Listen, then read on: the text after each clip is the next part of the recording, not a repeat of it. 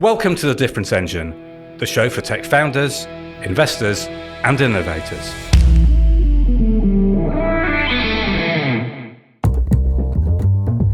Boy, we've got something special for you this week. We've just had a very special, in-depth chat with somebody that you're going to want to know. Remember the name? Christina Caffarra. How was that, Jonathan? Really quite amazing. I think we're still both recovering from this conversation. So Christina has spent most of her life in antitrust around tech and believes that Europe has become essentially the digital colony of the US. And it's really unusual to hear from a gamekeeper that's now turned poacher, if you will. She's worked for the regulators against big tech. She's also worked on the side of the big US companies, defending them against. And so she has a really good view of the game. She really is, the chess master here. Christina isn't just there to carp from the sidelines. She's actually doing something about it. And she's building an organization, or has been building over the last year, an organization called EuroStack, which is dedicated to galvanizing Europe's tech leaders to start building genuine European infrastructure. So sit down, grab a drink, grab your foibles, and listen to Cristina Caffarra.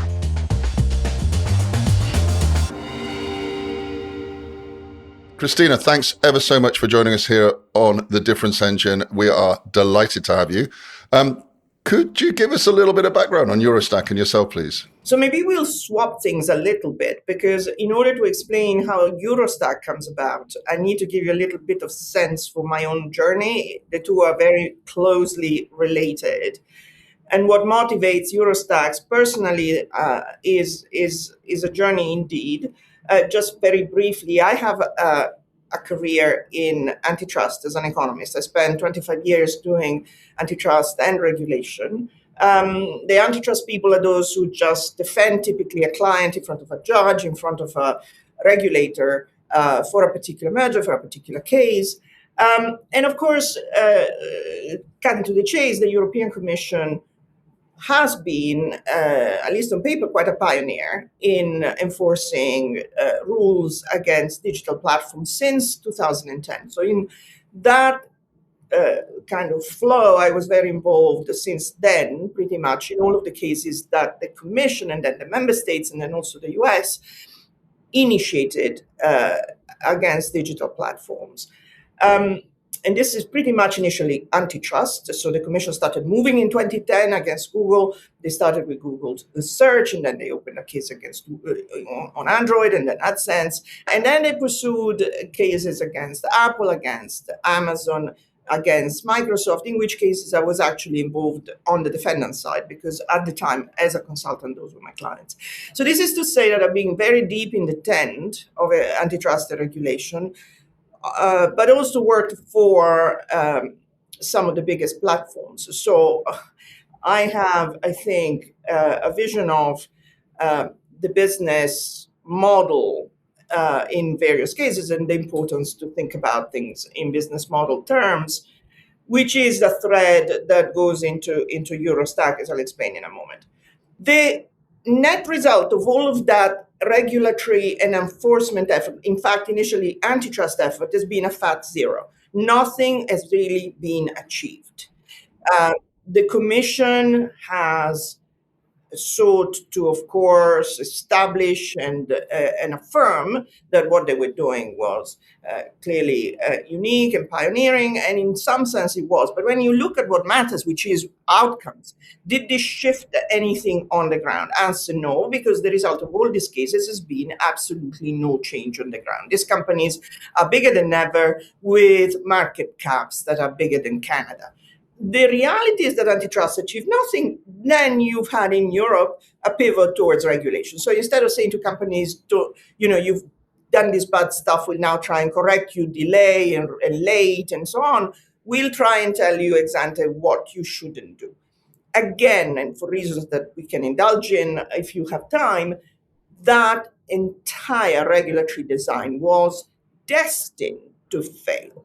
It was destined to fail because the law was poorly designed, not because It was willfully badly designed, but just because when you have monopolies, digital monopolies that are very powerful, very entrenched, it's very, very difficult to actually design a law that holds them back in any way. If you add to that delays and the fact that they have infinite resources to defend themselves and to do soft compliance, this stuff isn't working. And I think that, the way that the big companies and US people interpret this is, EU regulates, Europe regulates, and we innovate. Is there a sense in which European innovation has suffered whilst the other guys have got so successful? How do you feel innovation in Europe is seen on the tech side by all the other people you work with? This is a big conversation, of course. The regulation that Europe has put in place, rules like the DSA, has been effectively targeted at the large American companies, just not because of a discrimination intent, but because they are the large companies whose conduct we need to observe and whose market power, in some sense, needs to be kept in some sort of check.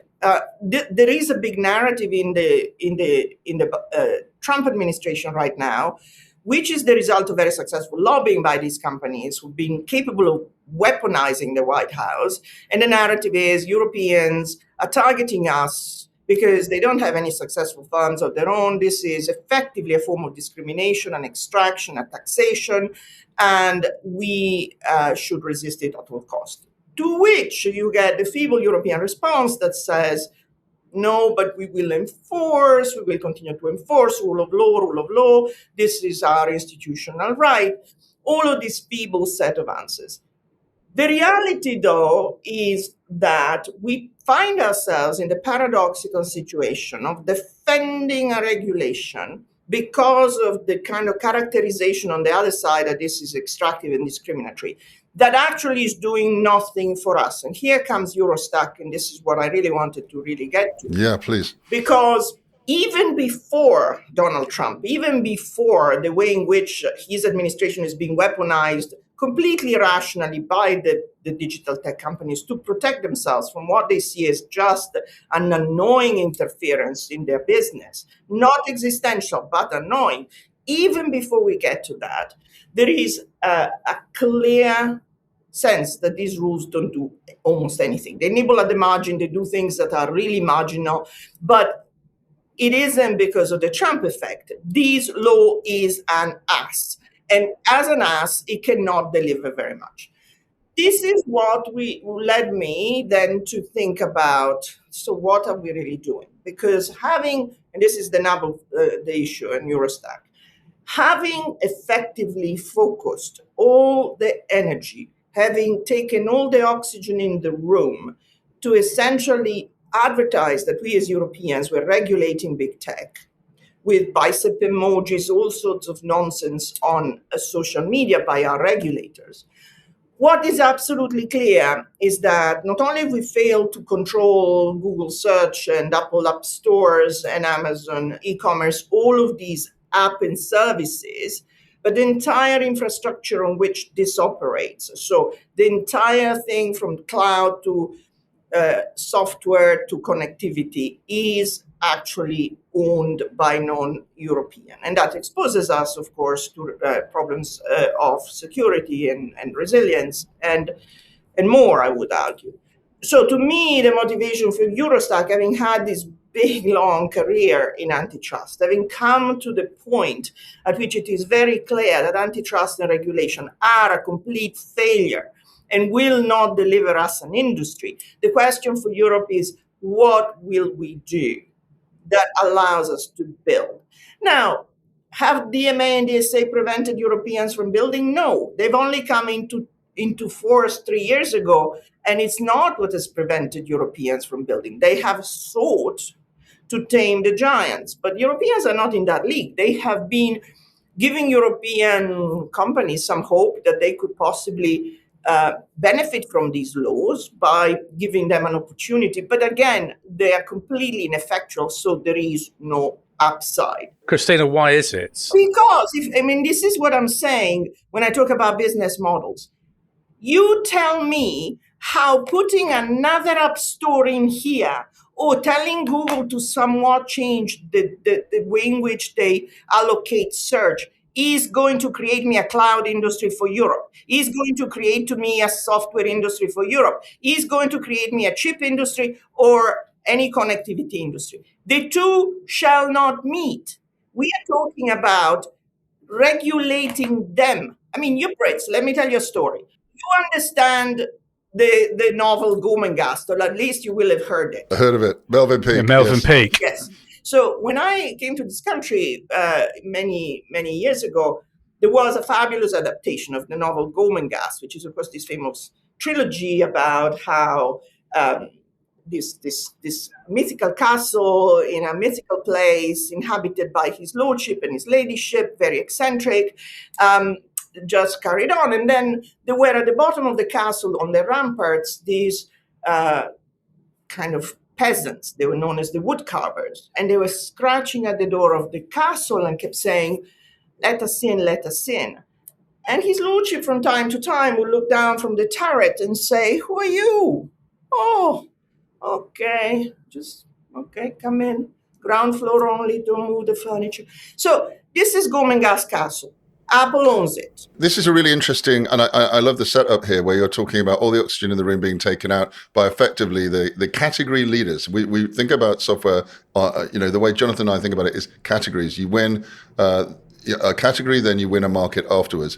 Do you feel with those guys, allowing people in where they want, and mostly, as you said, it's ineffectual, this regulation?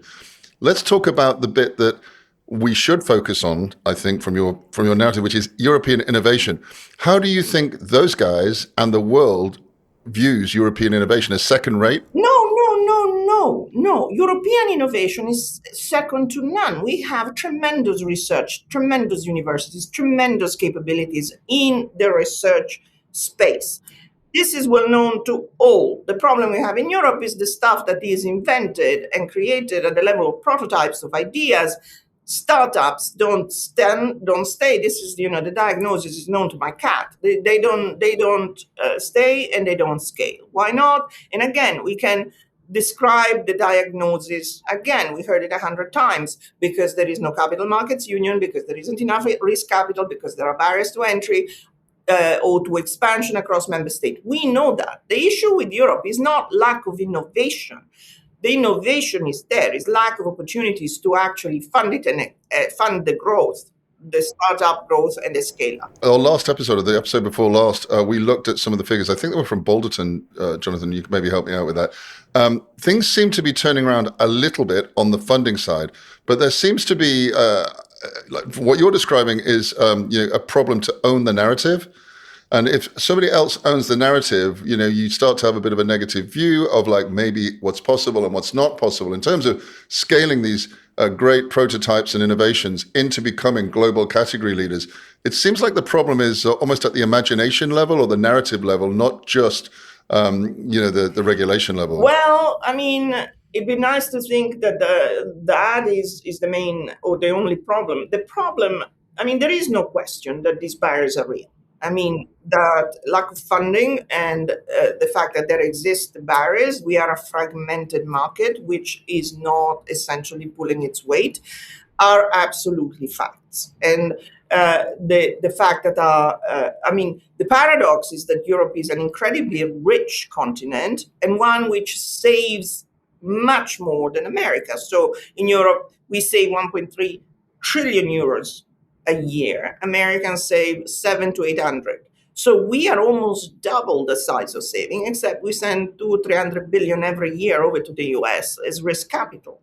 So instead of keeping it in Europe. Simultaneously, Europe has effectively become a digital colony when it comes to infrastructure. The calculation is there's about 250 to 300 billion in revenues, essentially every year, services which are bought by European companies and effectively are siphoned off to the United States. Look, the reality is fundamentally this. In around 2020 years ago, Europe and the US were fairly aligned in terms of their respective position in tech. Of course, The productivity growth was also comparable. What has happened over the last 20 years is that Europeans somewhat have gradually retreated from these markets, and the Americans simply occupy the vacuum.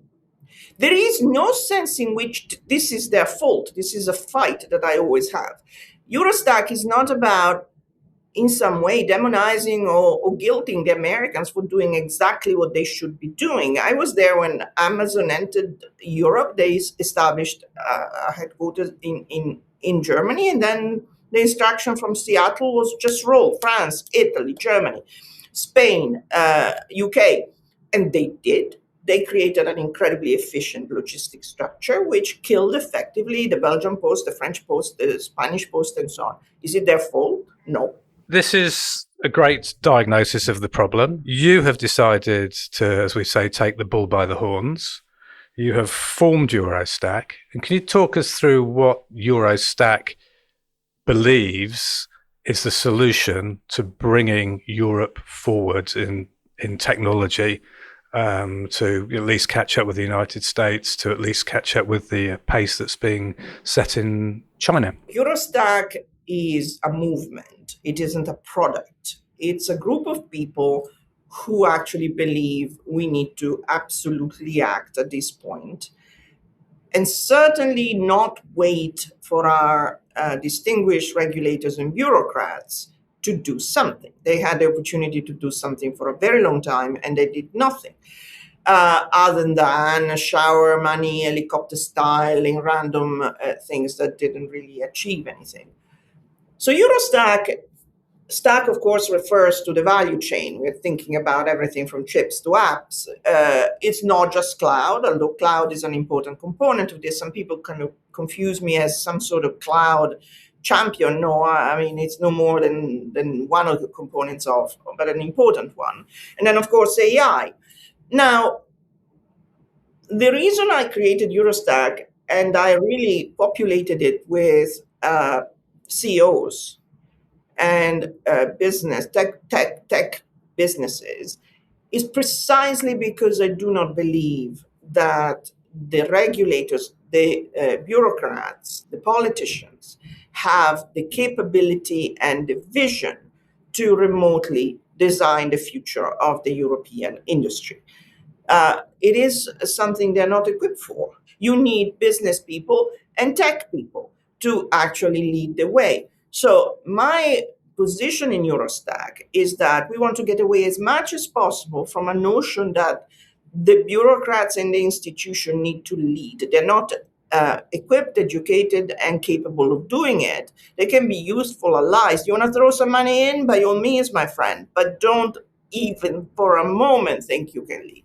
We need to get away as far as we possibly can from civil society and think tanks. Those I call the squirrels. Squirrels make a lot of noise and run around and don't do very much. But we've allowed the conversation, because they got nothing to do all day. They sit at home in elasticated pants and slippers. They kind of write white papers that then occupy the conversation. They have no idea about how business works, and they write things on word salads like distributed governance and this stuff that everyone in business kind of completely walks away from. Yeah, but in Europe, they have the power, right? So over here, you're probably aware of the Online Safety Act in the UK, which is took 3 years to come in, has, it runs to 180 pages and still doesn't get to the heart of the problem. These guys are the folks who are in control right now of the narrative and the regulation. How do we persuade them to give up that power? I'm very unpopular with this crowd because, of course, I say it like it is. I absolutely detest civil society, which does nothing, and think tanks that produce yet another working paper or white paper. There is only now one message that everyone needs to hear. We need to use brute force and build like crazy. The only sensible thing that von der Leyen in Brussels could do today is do what actually the White House tends to do when there is any sort of issue at stake. Gather the CEOs in a room and say, here's a bag with 300 billion, do your worst. in 2 years, we want to see an alternative infrastructure being created. No more meetings, no more workshops, no more conferences, no more declaration of intent. Please put the civil society and the think tanks in a room so they can play with each other. But let's just do. Let's just cook. Yeah, I like that. You are probably not a big fan of EU Inc. and the idea of EU Inc. Oh, no, EU Inc. are great. EU Inc. are great because at least that they've actually turned, as they say, a meme into reality. EU Inc. is trying to push for something very aligned with what I'm doing. They have a particular vision and they've actually achieved it, which is, or at least almost, they wanted to create this 28th regime in order to, try and reduce the friction of a new company having to establish themselves in 27 member states or a subset of them. And so the solution as proposed by Letta was, by the former Prime Minister of Italy, Letta in his report create this regime that effectively allows companies to incorporate once and then it will be effective across but they are not. I mean, they are advocates. They're not civil society parasites. The civil society parasites I have in mind are those who go along and talk about democracy, our values, all of that stuff that is completely turning off business. More than this. Are you still developing separate marketing plans for each of your different channels to market? Can you really sanction messages reaching the same customers from unconnected targets? Listen, it's now the AI age. Things need to change. Positive is a different sort of AI-powered agency. From our very beginning, we've integrated marketing communications from PR to events, social to paid ads. Working smarter means working integrated. Let us show you what a truly joined-up strategy could do for your tech business. Contact Positive today with an email to hello@positivemarketing.com. Right. So I have an admission to make at this point. I did spend the first 3 years of my career as a civil society parasite. A squirrel. I was a squirrel. I'm quite prepared to say it. And I realised, Christina, that what I was doing is exactly what you say it was. So I decided to take myself out and actually go and build some tech businesses, which I did. Very good. I took my mouth to where the money was, so to speak. But you've got this organisation, you've got the CEOs of the tech companies. How does it move forward? What does it actually do to change the status quo? Just to be clear, this thing didn't exist a year ago. This thing has been put on the map massively in a year, essentially by me and others talking about it. But it was remarkable. I've just come back from Davos, that EuroStack had an enormous name recognition with a lot of people out there.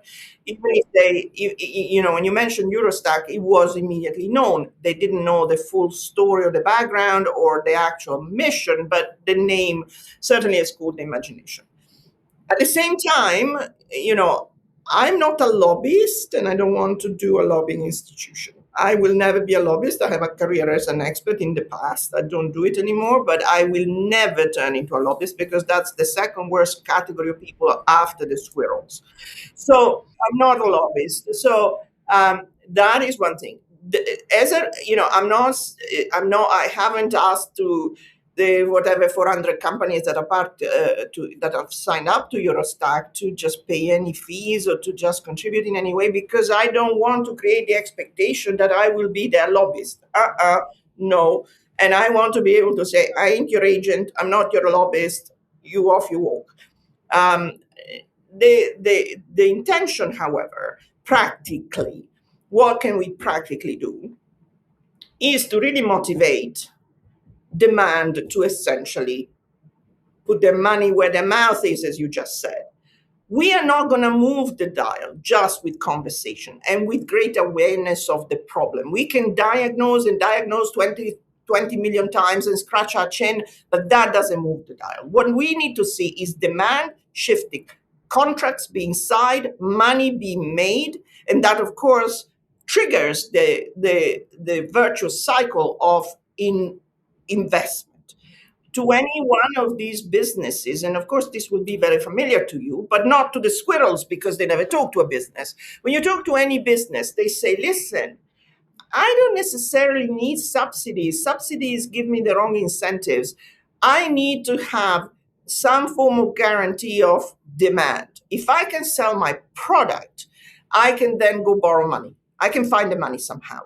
If I have a certain measure of guarantee that my product will sell. So there are two portions to demand. One is public demand and one is private demand. Public demand, public sector, it is completely insane that we continue to speak to the European Commission on Teams, that I continue to speak to the German government on Teams. Are we saying there is no collaboration software made in Europe? Of course there is. We just don't buy it. And you know why? I mean, the crazy thing is that everywhere in the world, the default mode for procurement of digital is by home. So Americans buy American. Try and ask an American government department, would you ever buy a French piece of software? Or ask the Chinese. I think you're on, and just specifically on Teams, because it's one of the worst products I think that's ever been inflicted on mankind. And it started off good, but it ended up terrible. Yeah, there is an alternative. There's right here in the UK, there's a secure alternative called Element, used by NATO and the Ukrainian army, amongst others. Very secure, and open source. It doesn't require Teams. But this, I think you put your finger on the problem. We just recorded, actually, a podcast on this, myself and Jonathan. Like, what Microsoft has got is the distribution. What you're talking about is, interjecting and disrupting the distribution by creating demand at the government level. And do you think that's willful? Is it great lobbying by Microsoft, Amazon, Google, etc., or is it just ignorance? No, I mean, you're talking to government departments which are not savvy, they're not techie, and there is a great deal of comfort into buying a solution that is effectively integrated and plug and play and ready to use. I gave a keynote a few months back to Digit. Digit is the unit, the directorate inside the European Commission that procures digital services for the entirety of the Commission. There were 400 software engineers in the room from every corner of the Commission. And after my talk, I said, so what do you guys do? Well, to a man, they bought Microsoft and AWS. And I was saying, why is that? Why is that? And the answer truly was shrug and then say, well, it's so easy. They make it so easy. It's plug and play. I don't have to worry about anything. I can smoke a cigarette and go to lunch. This was the literal answer. Let's face it, if we know one thing about the public sector, it's absolute risk aversion.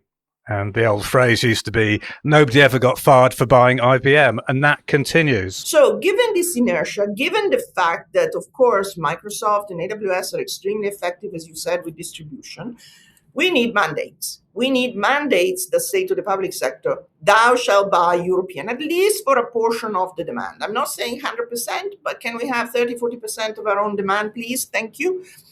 So that's the public sector. And this is something which is being sort of taken forward by the change in the procurement directive in the UK, in Europe. I mean, UK is a different story, but in Europe, at least, there is a procurement directive which is due to be signed this year, and there's a big debate over this European preference. So a lot of our listeners are entrepreneurs, right? So we speak to founders and funders, and we've had some of the people that you're talking about championing. Jonathan, the guy that I'm thinking of is Hussein, who these are like young, motivated, deeply techie entrepreneurs who have a chance, if left to cook. And in the case of Hussein, he has a nice exit, so he can build something, who have a chance to cook and build amazing new categories which can go on and fight their case in the market. But you have to remember about people like, you mentioned no subsidies, but people like Elon Musk's move on, certainly on Tesla, was largely funded, if I remember correctly, by the Biden government, and maybe even before that, with compensation to build EVs. That were funded by essentially tax cuts. Yes, but I mean, if we are kind of clinging on to that narrative, which is true, I mean, of course, all of these giants were in very large measure powered, even Amazon, by large defense contracts and other types of contracts with governments. We know that. Look, but in Europe, we've been completely infantilized at this point in the belief that nothing can happen unless the European Commission does something. We need to break out of that mold because we know that the European Commission will not do anything useful. So if you ask me, would it be lovely to have the Department of Defense or anyone else to invest a ton of money in tech? Yes, it would, but it won't really happen on the part of the European Commission in a useful way. But let me go on to the other thing. You're talking about young entrepreneurs, and this is an important consideration. I talked to you about the public demand. 80% of the demand is the private demand. Now, therein lies the problem, because private demand, you cannot mandate it. You cannot tell a private company, do go and buy European supplies. So how do you actually push for that switch? Of course, the geopolitical situation, Donald Trump, and so on, are very much creating favorable conditions for that kind of ambition to switch. I see it everywhere. However, it's not yet happening sufficiently. And this is really where I see the main lag, because ultimately we'll kick the Commission and the governments into doing the right thing. The private sector doesn't walk the walk yet. They talk the talk, but they don't walk the walk. And because of that, they're risk averse, they have other priorities. So if you look at the large enterprises, even at the medium enterprises in Europe, they're all totally in bed with Microsoft and AWS. Why? Because it is convenient. This is where the industry needs to actually do more. So I'll give you a real life story. A big industrial group, I won't mention names, came to me and said, our board has decided that we have an amazing data set, which is totally vast and defense relevant. And in the current climate, don't want it to be entirely in the hands of American companies. We want to shift from American companies, at least in part for our loads, we do AI training, into European supplies. What have you got? And then you turn around and say, what has Europe got? Which is actually a one-for-one replacement of what the Americans have. And let's also be honest with ourselves.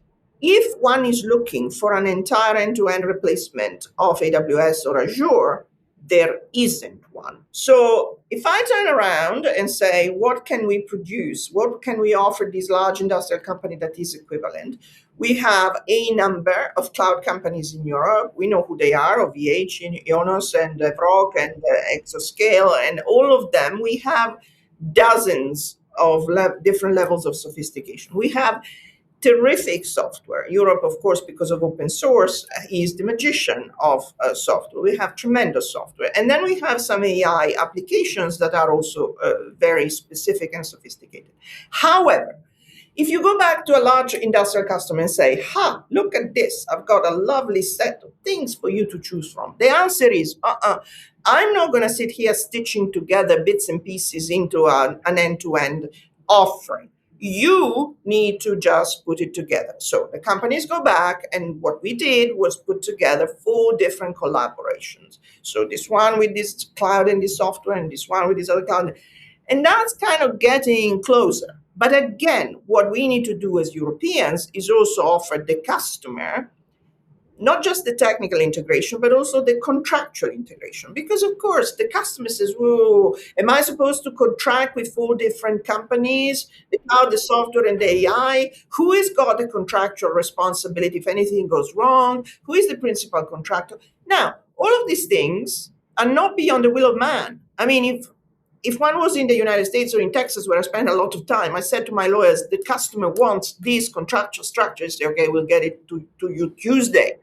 But of course, we're in Europe, and we're just sucking our teeth a bit and saying, well, we're not big enough to actually take the contractual responsibility. So this is something where demand and supply need to work together. Simultaneously with this podcast being released, you will be in Brussels holding a meeting. I will be in Brussels holding the Christina Caffarra conference, which is indeed, it evolved over time, because in the past there was, of course, much more focus on antitrust regulation, political economy, and so on. Over time, I've really positioned it much more where I thought the interesting issues are. And when I started thinking about what the theme was going to be this year, in following last year I did the conference 10 days after the inauguration of President Trump. Everyone was in total confusion. And the conference was titled The Perfect Storm, because we didn't know where we were. Can Europe make it? This year, as a follow-up to that, the title is Rebuilding European Sovereignty. Rebuilding because we were once great and we've lost the plot, but we need to rebuild it. There is actually an important message in there, because it's a lot about tech, but not just in inverted commas about tech. So the key message is this. Tech is an all-purpose technology, and I'm thinking digital and I'm thinking AI, meaning it goes through every critical sectors of the economy. It matters for defense, for advanced manufacturing, where Europe still has pockets of excellence. It matters for energy. So tech is all-purpose. It goes everywhere. We missed completely the boat when it came to the digital revolution of the internet, and that has left us behind. We cannot miss the AI revolution, which is absolutely transformative, because it's not just a matter of building a tech industry or an AI industry.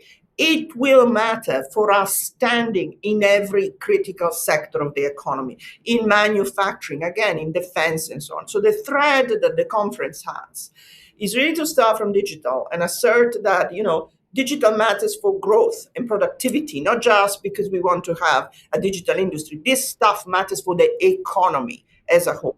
And then we will move from, how we're doing in digital assets to indeed talk about how can defense procurement help power up the tech industry, and vice versa. How can the tech industry effectively help defense procurement? We'll talk about advanced manufacturing in Europe, which is one of our areas of excellence, and how we are absolutely being pummeled by China, and the fact that we don't know what to do about that. So there is a fil rouge, there is a thread in my head that essentially kind of motivates this event. And then the last portion of the conference will be beating up the regulators. I'll invite them all and give them a bit of stick because I know them all. I worked with them for years. In fact, one of them tweeted last night, "Oh my God, I'm going with Christine in the Lion's Den next week," because he knows I'm going to give him a hard time. And the problem is that our antitrust people and regulators have been incredibly dogmatic. So all of the reluctance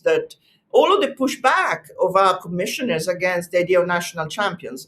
And you want to put your head in your hand and say, what exactly is the problem on this? We need scale in Europe, and yet we have, very wise regulators who know nothing about business because they're all lawyers, applying this kind of mantra that we cannot have too big a company.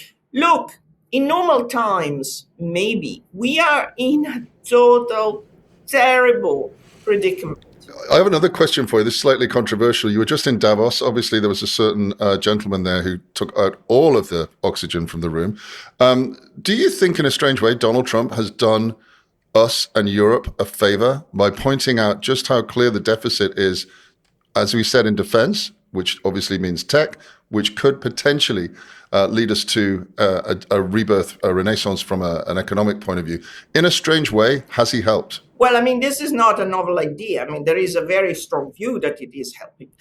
Look, when it comes to Donald Trump, the Europeans kind of they swing between their fainting couches, moral outrage, moral high horse, and they don't know exactly what to do. There is also this completely insane narrative, which is the Americans hate us. Donald Trump hates us and wants to undermine Western European democracy because fundamentally he's jealous of what we have.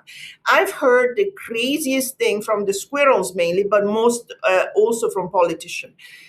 There are several points back. First, the Americans don't hate us at all. The general public in the United States is very benign towards Europe, and there is even an admiration for Europe and our incredible past and civilization and history. When people have had, again, fainting fits and moral outrage over the national security strategy that was published about, a couple of months ago, that talks about civilizational erasure, that talks about the threat to civilization in Europe. I know the people who wrote that piece in DC, and paradoxically, some may say, they are total Europhiles. They're total Europhiles. They live, however, probably in a mythical kind of vision of Europe, a bit Downton Abbey, in which they think, Europe is still this kind of quaint place and should remain quaint and white, and it has given up because of excess immigration. It's Gormenghast, basically. It is a version, more Downton Abbey. But there is no sentiment in the administration in Donald Trump, in Americans, of any kind of hostility to Europe. One thing that Donald Trump, of course, detests is weakness, of course, because that's, if you're an alpha type like he is, you're going to just slap down people who are weaklings. And Europe elites and governments have demonstrated repeatedly that the only thing they can do, even the Mark Carney speech that everybody has praised in Davos is like passive-aggressive kind of stuff. Zelensky has been direct. You guys have been talking for a year. I was here a year ago. You said then that Europe was going to wake up. And I don't know if you saw Lutnick saying, with Rachel Reeves looking like a complete ghost with nothing to say, sitting next to him, talking about a non-existent entity. He said it like it is. He said Europeans are committed to zero carbon by 2030, and you don't have a single battery factory in Europe, so you're going to depend from China. What are you thinking? Yeah. Well, this hour has flown by. I think we've gone over time. We've got to wrap. What's our message? What's the one message for next year, Christina? The message is just get building. Get building. Don't wait for the government to do anything. They won't, they can't, they possibly have no idea. They certainly have no idea. Just kind of do your thing.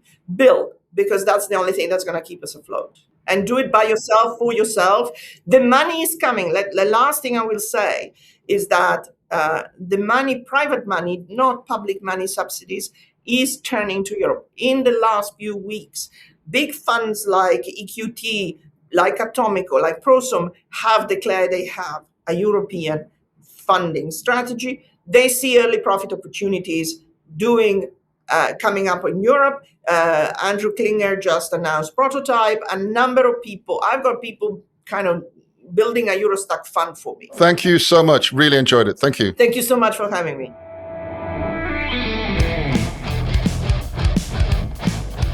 Thank you for listening. If you want to learn more about category design, head to becategorical.com.